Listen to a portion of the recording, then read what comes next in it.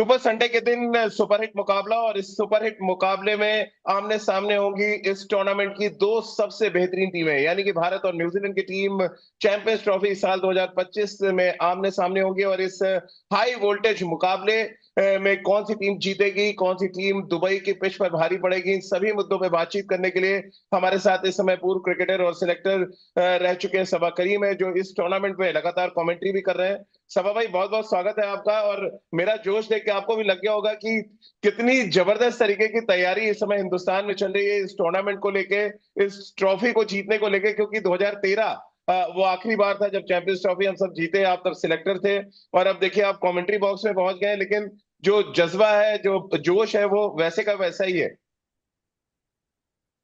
हाँ राजीव, मुझे तो लगता है कि पूरा जैसे कि हर बार होता है ना, सारे के सारे देशवासी जो क्रिकेट फैंस हैं वो टीम इंडिया के साथ हैं, सबकी दुआएं उन लोगों के साथ हैं। पर अंत में भारतीय टीम किस तरह से परफॉर्म करती है वो उन पर निर्भर करता है। हम लोग जी। बाहर से बैठकर सिर्फ दुआ कर सकते हैं और विश कर सकते हैं इस भारतीय टीम को। पर ये टीम में इतना इतना ज्यादा अनुभव है, ये टीम इतनी ज्यादा प्रोफेशनल है कि मुझे कोई भी संदेह नहीं है कि बहुत ही आसानी से मुझे लगता है कि ये मुकाबला जीत लेना चाहिए इंडिया को, क्योंकि मुझे अभी भी बहुत ज्यादा क्वालिटी में डिफरेंस नजर आता है इंडिया और न्यूजीलैंड में। तो भाई, क्योंकि दुबई को पिच को लेके दुबई में लगातार भारतीय क्रिकेट टीम को खेलते हुए जो उनको मौका मिला खेलने का, उन सबको लेके बहुत क्रिटिसाइज किया गया। कैसे आप देखते हैं, क्या वाकई एडवांटेज के तौर पे आप देख रहे हैं कि भारत को एक एडवांटेज है कि दुबई में लगातार वो मैचेस खेल रहे हैं और फाइनल में भी एक बड़ा एडवांटेज उनके पास होगा? देखिए, अगर हम एडवांटेज की बात करें ना, तो सिर्फ ट्रैवलिंग खत्म हो गई है इंडियन टीम की, तो वो अगर हम्म। आप देख लें कि वो अगर एडवांटेज है तो ठीक है। विकेट के ऊपर ना इंडियन किसी और टीम का कंट्रोल है। जिस तरह की विकेट दी गई है उसमें भारत तैयार है खेलने के लिए। और भारत ने चैंपियंस ट्रॉफी के पहले ये तो नहीं कहा था ना कि वो दुबई में खेलने के लिए तैयार है। हम्म। भारतीय टीम तो कहीं भी खेलने के लिए तैयार थी। ये तो आईसीसी ने डिसाइड किया है कि भारत के मैचेस तो दो दुबई में होंगे। और दुबई में भी जो स्ट्रिप है उसका भी जो बिहेवियर वो अलग अलग किस्म का रहता है। हम्म। तो उस लिहाज से देखा जाए तो जो जो जो जो चीजें आपके कंट्रोल में हैं वो सभी टीम के लिए बराबर ही हैं। हम्म। और जो अनकंट्रोलेबल फैक्टर्स हैं वो तो किसी भी टीम के लिए वैलिड नहीं है। तो इन सब बातों पे ध्यान देना और जो एनवायरनमेंट है, जो अंत में जो मकसद है कि चैंपियंस ट्रॉफी होना चाहिए कम से कम, वो तो हुआ है। इसको जी। पता नहीं लोग क्यों भूल जा रहे हैं। अगर इंडियन टीम नहीं खेलती चैंपियंस ट्रॉफी में तो चैंपियंस ट्रॉफी की क्या हालत होती। जी। सबसे पहले तो जो जो लोग क्रिटिसाइज कर रहे हैं उनको ये समझना चाहिए, दे शुड बी थैंकफुल कि इंडियन टीम तैयार हो गई है खेलने के लिए चैंपियंस ट्रॉफी। हम्म। क्योंकि अगर अगर ऐसा होता कि आईसीसी कहती नहीं आपको पाकिस्तान जाना ही जाना है खेलने के लिए, तो फिर इंडिया भाग नहीं ले पाती चैंपियंस ट्रॉफी हम्म। में। लेकिन सवा भाई, थोड़े हैरान है क्योंकि जब आईएलटी में टूर्नामेंट में आप कमेंट्री करके लौटे थे, तब की पिच में और अब की पिच में कितना फर्क आप देख रहे हैं? और फाइनल मैच में क्या एक बार फिर आप देख रहे हैं स्पिन डोमिनेटिंग क्रिकेट देखने को मिलेगी? कुछ ऐसा लग रहा है? थोड़ा सरप्राइज है आप एक महीने में जो चेंजेस हुए हैं दुबई में? नहीं राजीव, वहां पे भी आयल T20 में भी दुबई की जो विकेट है ना, देखिए एक तो क्या है ना कि दुबई में बहुत सारे मैचेस होते रहते हैं। हम्म। वहां की विकेट बहुत ज्यादा टायर्ड हो गई है, बहुत ज्यादा थकी हुई है। उनको वहां के क्यूरेटर्स को फुर्सत मिलती नहीं है विकेट को ठीक तरह से प्रिपेयर करने का। हम तो अंतर्राष्ट्रीय खाली IL T20 और ये चैंपियंस ट्रॉफी के बारे में देख रहे हैं ना, वहां पे यूएई के बहुत सारे मैचेस होते हैं, वहां पे हम्म। क्लब मैचेस होते हैं। और वहां पे करीब मुझे लगता है कि 7 या 8 विकेट्स हैं और सबों का इस्तेमाल होता रहता है। तो वहां पे जी। उस दुबई वाले इंटरनेशनल स्टेडियम में ना वो सांस लेने का भी टाइम नहीं है विकेट को। तो हम्म। इस इन हालात में जितनी भी कोशिश कर लें क्यूरेटर, जो विकेट मिलेगी आपको ना दुबई में, वो स्लगिश मिलेगी, वो धीमी सरफेस मिलेगी। हम्म।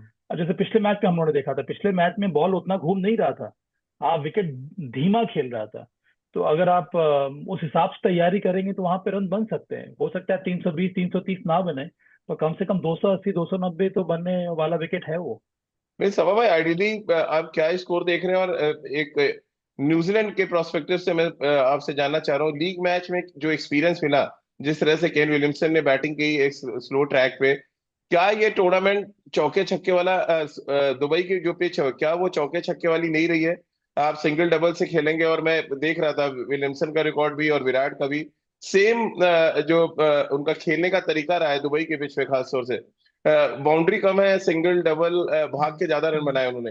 क्या ये एक क्रूशियल फैक्टर होने वाला है इस फाइनल मैच में? जरूर होने वाला है, क्योंकि धीमी विकेटों पे बड़े शॉट्स लगाना थोड़ा कठिन हो जाता है।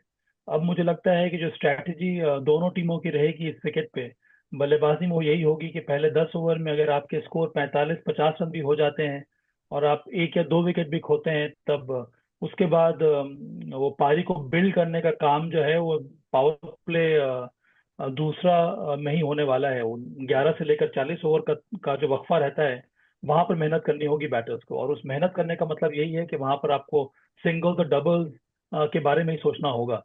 और तेज गति से वो रनिंग बीट में विकेट होनी चाहिए। उसके साथ साथ जब आपको मौका मिले वहां पर आप कोशिश कर सकते हैं चौका लगाने के लिए, पर वो थोड़ा कठिन होगा। क्योंकि हम्म। जहां तक मुझे लग रहा है, जिस तरह का सरफेस है राजीव, दोनों टीम ना वो मिडिल ओवर में ज्यादातर स्पिनर्स का इस्तेमाल करेंगे। तो ऐसे बैटर्स जो स्टेप आउट करके सिंगल्स दे सकते हैं, जो विकेट के पेस के हिसाब से बैकफुट पे आके बॉल को वेकेंट एरियाज में ढकेल के रन ले सकते हैं, उनका मुझे लगता है कि ज्यादा इफेक्टिव रोल रहेगा। केन विलियमसन हो गए, विराट कोहली हो गए। और ऐसे भी वनडे फॉर्मेट में राजीव में आपको एक ऐसा खिलाड़ी चाहिए जी। जो इस तरह का काम करने के लिए तैयार रहे। एक हार्ड वर्किंग बैटर बैटर चाहिए, ताकि उसके इर्द गिर्द और सब जो बैटर्स हैं थोड़ा बहुत और खुल के खेलें। और इस हम्म। बैटर का रोल यही है कि पूरे के पूरे 50 ओवर वो खेले, जब भी जाए बैटिंग करने के लिए वो अंत तक बल्लेबाजी करता रहे। तो दोनों टीम की मुझे लगता है कि स्ट्रैटेजी यही होगी कल के मैच में। क्योंकि सभा भाई, इस टूर्नामेंट में जब शुरू हुआ था तो हम सब देख रहे थे कि यंगस्टर्स का टूर्नामेंट होगा, बट एक्चुअली एक्सपीरियंस बहुत काम आया। जिस तरह से विराट ने बैटिंग की, मैं देख रहा था पाकिस्तान के खिलाफ 70 रन उन्होंने भाग के बनाए सेंचुरी में, और ऑस्ट्रेलिया के खिलाफ उन्होंने सिर्फ 20 रन बाउंड्री से बनाए, बाकी के 64 रन उन्होंने भाग के बनाए। तो ये जो एक्सपीरियंस की बात कर रही है, और खासतौर से जब फाइनल मुकाबला होता है, क्योंकि आपने बहुत से फाइनल में आप सिलेक्टर भी रहे हो, 2013 मुझे याद आता है, वहां भी एक्सपीरियंस काम आया था, जब अश्विन को आखिरी ओवर गेंदबाजी कराई थी महेंद्र सिंह धोनी ने, और आपका बड़ा रोल था उसमें कि रोहित शर्मा ने ओपन करना शुरू किया, वो भी एक बड़ा इंपॉर्टेंट फैसला था। क्या कुछ फैसले को लेकर आप, अगर हम बात करें डिसीजंस को लेके, रोहित शर्मा की कप्तानी को आप कैसे देख रहे हैं? और इस टूर्नामेंट में जिस तरह से रोहित ने बैटिंग की है, सनी भाई का कल एक स्टेटमेंट में पढ़ रहा था कि उनको एक लंबी पारी के लिए जाना चाहिए, बहुत हो गया चौके छक्के लगाना। क्या टेम्पलेट बदलते हुए देख रहे हैं, आप सेम रोहित शर्मा को खेलते देख रहे हैं आप? नहीं, मैं तो एक्सपेक्ट कर रहा हूँ कि रोहित शर्मा उसी प्रकार से बल्लेबाजी करेंगे, पर रोहित शर्मा के पास जो पोटेंशियल है उस हिसाब से उन्होंने रन बनाए नहीं है। अब इंग्लैंड के खिलाफ जो उन्होंने शतक लगाया तो वो भी तो इसी प्रकार की बल्लेबाजी की थी। जी। तो कहने का तात्पर्य यह है कि रोहित शर्मा का काम सिर्फ एक पिंच हिटर वाला नहीं है ना राजीव। जो पहले भेजते थे हमारे जमाने में कि नंबर 3 हाँ पर बिल्कुल। ओपन को किसी को भेज दे कि भाई आप जल्दी से जाके 15-20 रन बना लीजिए। उनका काम पिंच हिटर वाला नहीं है, उनका काम है पूरे 50 ओवर खेलना या फिर बड़ी पारी खेलना। तो सनी भाई ने जो बात उठाई है वो सही उठाई है ना, कि हम्म। उनका काम सिर्फ 20-25-30 रन बनाना नहीं है ना, वो तो आपने कर हम्म। दिया है। उसके आगे भी अगर आप लेकर जाएंगे तो जहां पर 280 भारत सोच रहा है वहां पर 320 हो सकते हैं। ये जो हम्म। कला है वो किसी और बैटर में नहीं है। वो तो ऐसे प्लेयर हैं जो 10 ओवर के बाद भी आसानी से चौका छक्का लगा सकते हैं। तो मुझे लगता है कि एक बार शुरुआत मिल गई तो थोड़ा बहुत संभल कर रोहित शर्मा बल्लेबाजी कर सकते हैं। और थोड़ा हम्म। मुझे लगता है कि ध्यान देना होगा शॉट सिलेक्शन के ऊपर। वो ज्यादा हड़बड़ाहट की जरूरत नहीं है, थोड़ा अगर समय ले लेंगे तब तब जो शॉट ट्राई कर रहे हैं उसमें उनको सफलता मिलेगी। उदाहरण के तौर पर जिस तरह से उन्होंने पिछले मैच में स्वीप शॉट खेला था, वो हम्म। वही शॉट खेल सकते थे, पर चूंकि उन्होंने बहुत जल्दी कर दिया तो उन्होंने लेंथ को ठीक पिक किया नहीं। वो स्वीप वाली बॉल थी नहीं। पर अगर वो थोड़ा और समय गुजार लेते विकेट के ऊपर तो फिर हर बैटर के सामने तो वो फायदा हो जाता है ना। थोड़ा वक्त गुजार हम्म। लीजिएगा तो आपको अंदाजा होने लगता है लेंथ को पिक करना, शॉट सिलेक्शन में आपको सुधार हो जाता है। तो वही काम करने की जरूरत है इस वक्त रोहित शर्मा को। तो भाई, रचिन रविंद्रा का रोल कैसा आप देख रहे हैं? 3 मैचों में 2 शतक, क्या सबसे बड़ा थ्रेट है वो भारतीय टीम के लिए? क्योंकि स्लगिश विकेट्स पे वो बैटिंग बहुत अच्छी करते हैं, हमने टेस्ट मैचेस में भी देखा है। और एक टेस्ट मैच प्लेयर की जरूरत है दुबई की विकेट की, जैसा कि आपने भी कहा कि वो जो सेट हो जाए वो पूरा खेलेगा, वही फायदा है। रचिन रविंद्रा का विकेट और टॉस, दो कितना इंपॉर्टेंट चीजें आप देख रहे हैं यहाँ पे? क्योंकि सुनने में आ रहा है जो टीम टॉस जीतेगी आंख मूंद के बैटिंग करना चाहेगी यहाँ। हाँ राजीव, होना तो यही चाहिए, पर मुझे लगता है ना कि सचिन रविंद्र नेक्स्ट सुपरस्टार हैं इस वर्ल्ड क्रिकेट के। हाँ जी। क्योंकि ये एक ऐसा बैटर है जो तीनों फॉर्मेट में रन बना सकता है, और बनाने वाला है। क्योंकि बहुत ही सॉलिड टेक्निक है, क्लासिकल वो बल्लेबाजी करते हैं, ज्यादा रिस्क वो उठाते नहीं है। उसके साथ साथ स्पिनर्स के खिलाफ शानदार तरीके से वो कदमों का इस्तेमाल करते हैं, वो कट शॉट अच्छा खेल लेते हैं, स्वीप शॉट खेल लेते हैं। तो अगर इतने सारे शॉट्स आपके पास हैं तो वो खिलाड़ी निश्चित रूप से वो बहुत बड़ा प्लेयर बनने वाला है। उसके ऊपर से उनकी जो टेक्निक है, वो डिफेंसिव टेक्निक भी बहुत अच्छी है। तो ये सारी चीजें से साफ नजर आता है कि ये ये जो प्लेयर है, इसको आईसीसी टूर्नामेंट ऐसे भी बहुत ज्यादा पसंद है। जितने जी। शतक उन्होंने लगाए हैं सिर्फ आईसीसी टूर्नामेंट में ही लगाए हैं।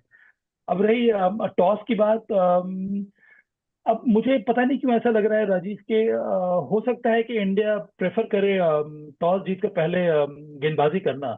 अच्छा। क्योंकि भारत के लिए ना सबसे बड़ी चुनौती स्लगिश विकेट पे ये रहता है कि पार स्कोर कितना होना चाहिए। हम्म। अब पिछले मैच जो हुआ था न्यूजीलैंड के खिलाफ लीग स्टेज में, वहां पर भी भारत ने अंत में से 240 रन ही बनाए थे।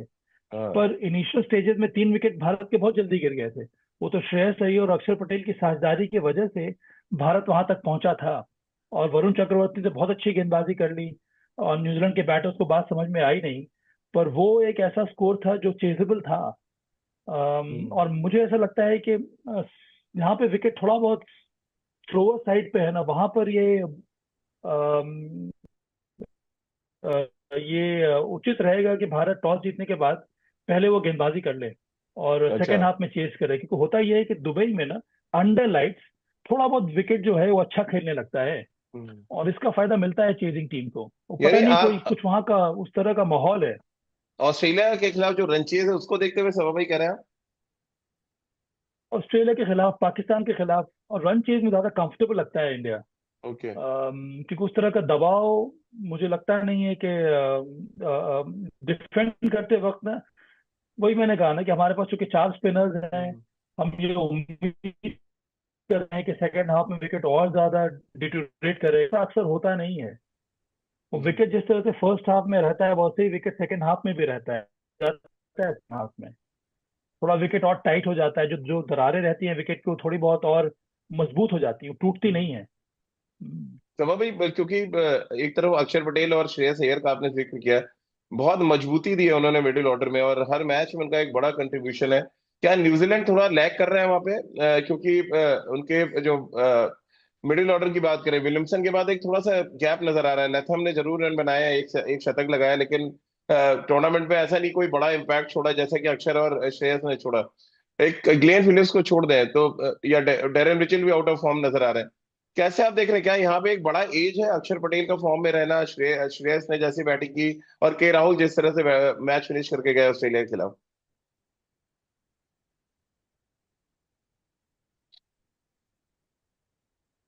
देखिए, जिस तरह का परफॉर्मेंस इंडिया ने दिया है, इंडिया ज्यादा मजबूत टीम तो नजर आ रही है। श्रेयस हम्म। अय्यर है, अक्षर पटेल है, केएल राहुल है, हमारे हार्दिक पांड्या है, रविंद्र जडेजा है। हमारी बल्लेबाजी में बहुत बहुत ज्यादा गहराई है। पर न्यूजीलैंड भी कुछ कम नहीं है राजीव। जी। ये एक ऐसी टीम है जो ना, जो बहुत ही अच्छी तरह उनका ध्यान सिर्फ जो फैक्टर्स जो वो कंट्रोल कर सकते हैं उसके ऊपर रहता है। बाहर हम्म। क्या हो रहा है, टॉस कौन जीत रहा है, टॉस कौन हार रहा है, विकेट किस तरह से खेल रहा है, बाहर से कौन क्या क्या उनके बारे में कह रहा है, उनसे कोई उनको फर्क पड़ता नहीं है। मौसम हम्म। कैसा है, गर्मी है, ठंड है, कोई फर्क नहीं पड़ता है। वो टीम ध्यान देती है अपने बेसिक्स के ऊपर, और उसी प्रकार से वो तैयारी करती है, उसी एकाग्रता के साथ वो मैदान में उतरती है।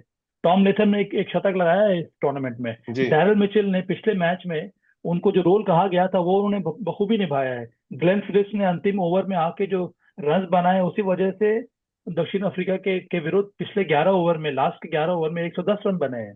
हम्म। ये टीम बहुत तगड़ी है, और ये भारत को भी भली भांति मालूम है। इनके पास 4 स्पिनर्स भी हैं राजीव। इनके पास जी। माइकल ब्रेसवेल हैं, जो मुझे लगता है कि मेरे ख्याल में जितने सारे ऑफ स्पिनर्स मैं अभी देख रहा हूँ ना, आर्ग्यूएबली बेस्ट ऑफ स्पिनर है इस वक्त। उनके बिल्कुल। पास मिचेल सैंटनर है। मिचेल सैंटनर ने बहुत बड़ा परिवर्तन वो लेकर आए हैं अपनी गेंदबाजी में। और वो गेंदबाजी में जो परिवर्तन हुआ है, वो इंडिया में जो टेस्ट मैचेस में जिस तरह की उन्होंने गेंदबाजी की है ना, उसकी जी। वजह से हुआ है। इसके जी। पहले बस वो टाइट बॉलर थे। अब उनके माइंडसेट में ना बहुत बड़ा चेंज आ गया, वो विकेट टेकिंग के माइंडसेट के साथ बॉलिंग करते हैं। बिल्कुल। जिस तरह से उन्होंने दक्षिण अफ्रीका के साथ विकेट लिया, आप इमेजिन कीजिए कौन ऐसा कप्तान होगा जो हेनरिक क्लासन के सामने अपने आप को लेकर आएगा, हाँ, जबकि मालूम है कि हेनरिक क्लासन सबसे अच्छे प्लेयर हैं स्पेन के खिलाफ, वो हम्म, भी पाटा विकेट पे। और उसी लेंथ पे उन्होंने बॉल डाला, उनको तीनों गेंद उसी लेंथ पे डाली, और तीसरी या चौथी गेंद पर हेनरिक क्लासन का विकेट लिया। जी, ये तब पॉसिबल है जब आप बॉलिंग कर रहे हैं ये सोच के कि नहीं मुझे विकेट लेना है, मुझे रन नहीं बचाना है अपनी टीम के लिए। तो ये बहुत ही स्ट्रांग टीम है न्यूजीलैंड की। और मतलब हालांकि भारत की टीम ज्यादा मजबूत है, ऑन पेपर ज्यादा तगड़ी है, परफॉर्मेंस वाइज ज्यादा मजबूती है इस टीम में, गहराई बहुत ज्यादा जैसे कि मैंने कहा। पर न्यूजीलैंड की टीम में भी गहराई है बैटिंग में, हाँ, वो भी काइल जेमिसन तक बल्लेबाजी करते हैं। तो दोनों में ना, दोनों टीमों के जो एट्रीब्यूट्स है ना बहुत सिमिलर है।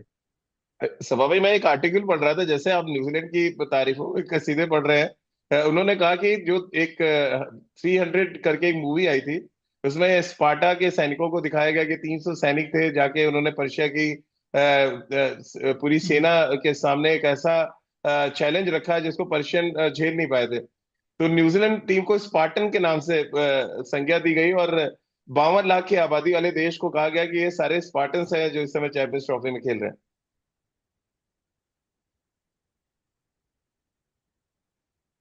हम्म। और एडवांटेज क्या होता है ना इस टीम के साथ कि उनको ना ये डर कभी नहीं रहता है कि मुझे कब टीम से बाहर कर दिया। उनके पास लिमिटेड प्लेयर्स है ना, जी, तो वो विश्वास बहुत ज्यादा रहता है, और इसीलिए वो मेहनत करते हैं अपने टीम को जिताने के लिए। और हम्म। वो एक ऐसी टीम है जो हमेशा बहुत ज्यादा स्पिरिट, बहुत ज्यादा एनर्जी के साथ मैदान में उतरती है। तो ये तो मेरे ख्याल सभा में भाई, एक फाइनल फॉर्मिडेबल मैच वो आप कैसे टीम देख जरूर साबित होगी इंडिया इंडिया के खिलाफ। फाइनल मैच क्या स्पिनर वर्सेस स्पिनर आप देख रहे हैं, final Virat match, versus Williamson देख रहे हैं, हाँ। या रचिन रविंद्रा वर्सेस शुभमन गिल देख रहे हैं? नहीं नहीं, मैं तो कई सारे दिलचस्प बैटल देख रहा हूँ। मैं देख रहा हूँ Virat Kohli versus Mitchell Santner. अरे मैं देख रहा हूँ केन वाह! Williamson versus Varun Chakravarthy. ये हुई सभा हाँ। भाई वाली बात। मैं देख रहा हूँ रचिन रविंद्र, हाँ, रचिन रविंद्र वर्सेस वरुण चक्रवर्ती। मैं देख रहा हूँ ग्लेन फिलिप्स वर्सेस सभी स्पिनर्स। वो अंतिम के 10 ओवर में भारत किस तरह से बॉलिंग करता है ग्लेन फिलिप्स जी, को, वो दिलचस्प मुकाबला होने वाला है। सभा भाई, अब देखिए क्योंकि चैंपियंस ट्रॉफी फील्डिंग का एक फाइनल है, ऐसा, कुछ ना कुछ तो मजा आना चाहिए। जी, और फील्डिंग एक ऐसा एस्पेक्ट है, मुझे लग रहा है वहां तो आप क्लियरली न्यूजीलैंड पे दे सकते हैं, जिस तरह के कैचेस पकड़े हैं, वो चाहे ग्लेन फिलिप्स की बात कर लें, या इवन केन विलियमसन ने जिस तरह के कैचेस पकड़े हैं। कैसे आप देख रहे हैं, ये फील्डिंग एक बड़ा एस्पेक्ट होगा इस फाइनल मैच में? बहुत बड़ा फैक्टर जी, अच्छी और दीजिए। उन्होंने अगर 250 बना लिया है कि आप 280 चेज कर रहे हैं। जी, हाँ। तो ये ध्यान में रखकर आपको मैदान में उतरना होगा। चलिए कैचिंग की इफिशियंसी तो उनकी 95 to 96% है राजीव, जी, पर वो रन कितना बचाते हैं, चाहे वो आउटफील्ड में या फिर इनफील्ड में हो।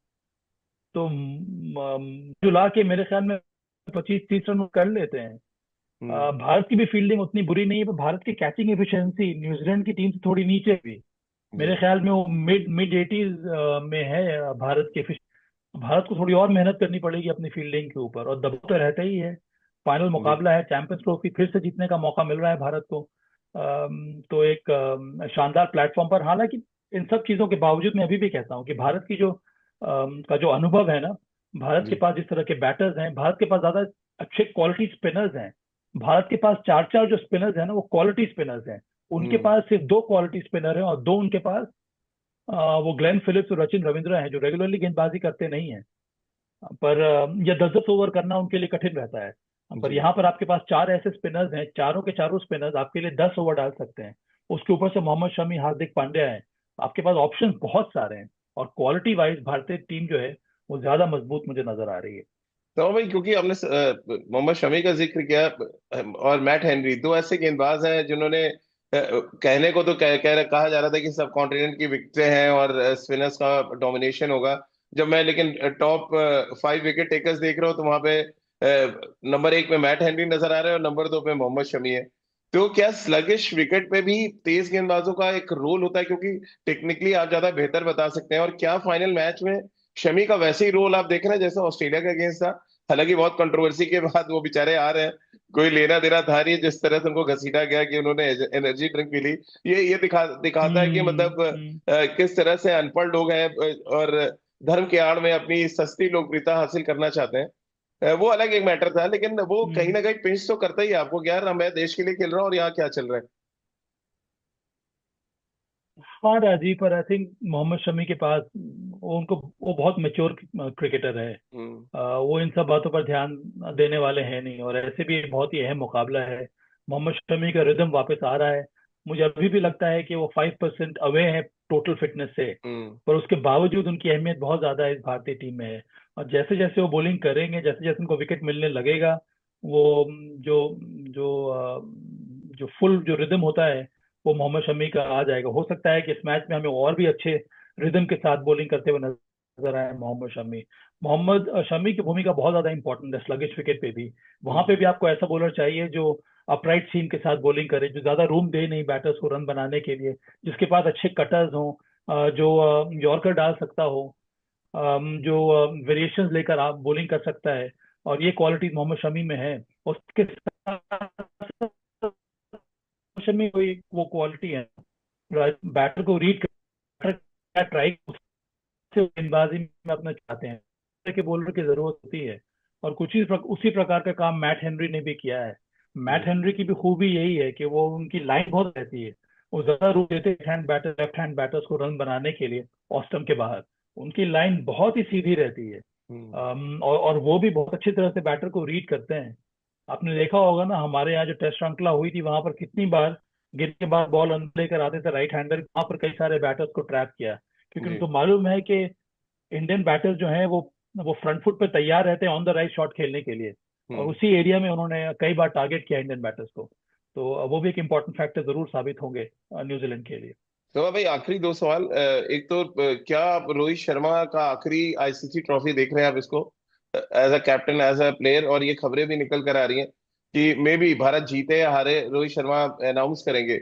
क्या आपको भी लग रहा है उनके बॉडी लैंग्वेज से, जिस तरह से वो क्रिकेट खेल रहे हैं इस टूर्नामेंट में?